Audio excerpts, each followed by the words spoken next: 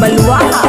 अरे दीप को धोखेबाज है, अनिल वो धोखेबाज है, बंसी धोखेबाज है, धर्मेंद्र धोखेबाज है। अब नहीं केकरो से प्यार करेंगे, सबे के सबे छिनार है। अब नहीं केकरो से प्यार करेंगे, सबे के सबे छिनार है। आजकल के छौरा सबके बदलल मिजाज है, आजकल के छौरा सबके बदलल मिजाज है। अब नहीं केकरो से प्यार करेंगे, सबे के सबे छिनार है। अब नहीं केकरो से प्यार करेंगे, सबे के सबे छिनार है।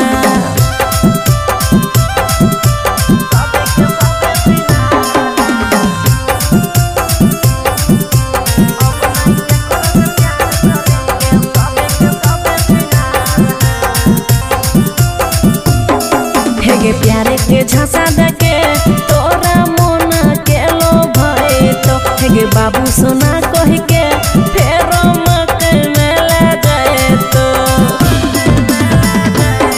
हेगे प्यारे के झांसा दके तोरा मोना के लो भई तो, हेगे सोना बाबू क्या के फेरो मकई में बोलाए तो। हेगे छौरा सबके चक्कर में दुनिया बर्बाद है, छौरा सबके चक्कर में दुनिया ही बर्बाद है। अब नहीं केकरो से प्यार करेंगे, सबे के सबे छिनार है। अब नहीं केकरो से प्यार करेंगे, सबे के सबे छिनार है।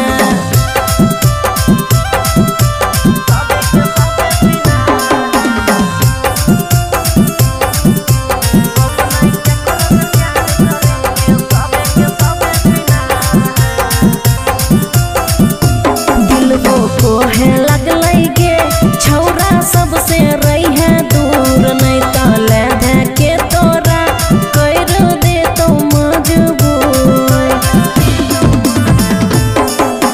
दिलवो को है लगलई गे छौरा सबसे रही है दूर, नहीं तो ले दे के तोरा कर दे तो मजबूर।